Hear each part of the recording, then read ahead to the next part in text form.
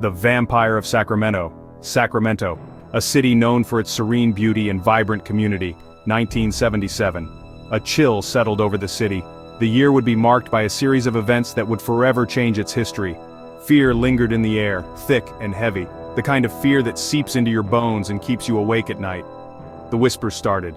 The Vampire of Sacramento, a name that would soon be on everyone's lips, a name born of unimaginable cruelty, of blood drained, lives stolen. The city was gripped by a terror it had never known. This wasn't Hollywood horror, this was real, and it was happening here.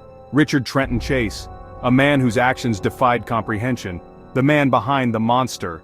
His face would haunt the dreams of many, his name would become synonymous with terror, a symbol of the darkest impulses of humanity, with the darkest impulses of humanity.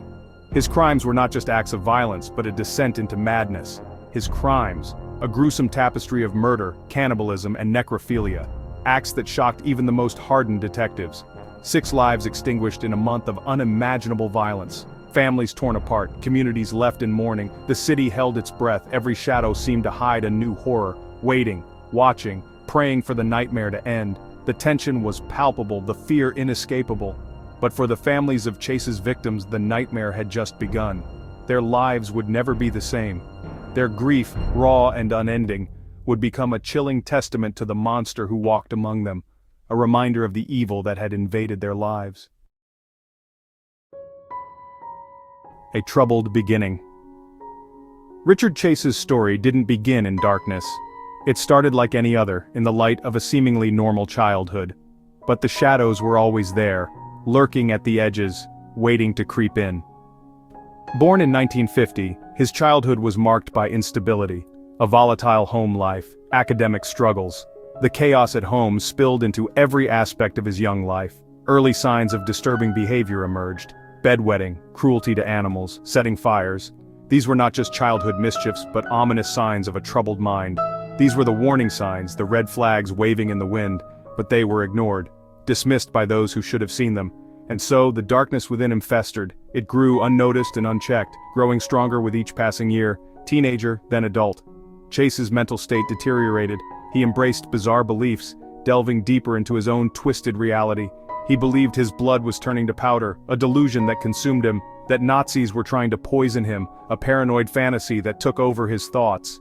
His descent into madness was slow, insidious. It crept up on him, taking over his mind bit by bit. A horrifying metamorphosis was taking place.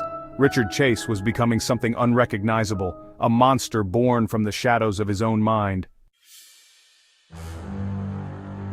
Reign of Terror, December 1977. Chase's dark fantasies turned deadly. His first victim, Ambrose Griffin, a 51-year-old engineer, shot dead in a random attack. It was a prelude, a taste of blood that awakened a monstrous hunger. January 1978, the killing spree began. Teresa Wallen, Evelyn Miroth, her young son Jason, Danny Meredith's pregnant girlfriend, all brutally murdered in their own homes, the details too horrific to recount. But some things can't be unseen. The brutality of the crimes shocked even seasoned investigators. The sheer savagery, the drinking of blood, the desecration of the bodies.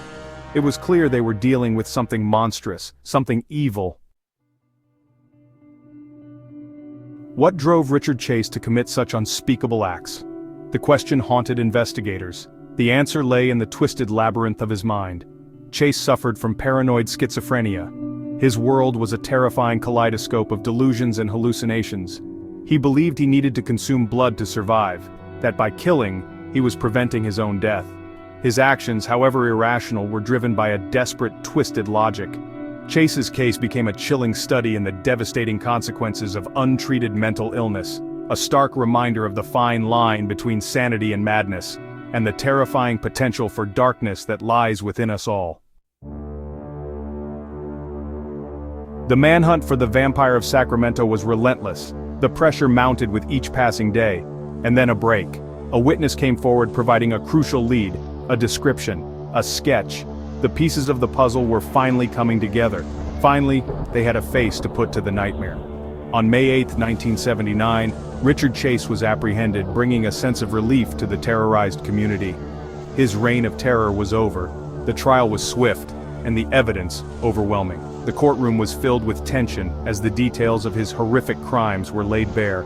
Despite his insanity plea, Chase was found guilty on 6 counts of first-degree murder. The jury was unanimous in their decision. He was sentenced to death, a fitting end for his monstrous acts.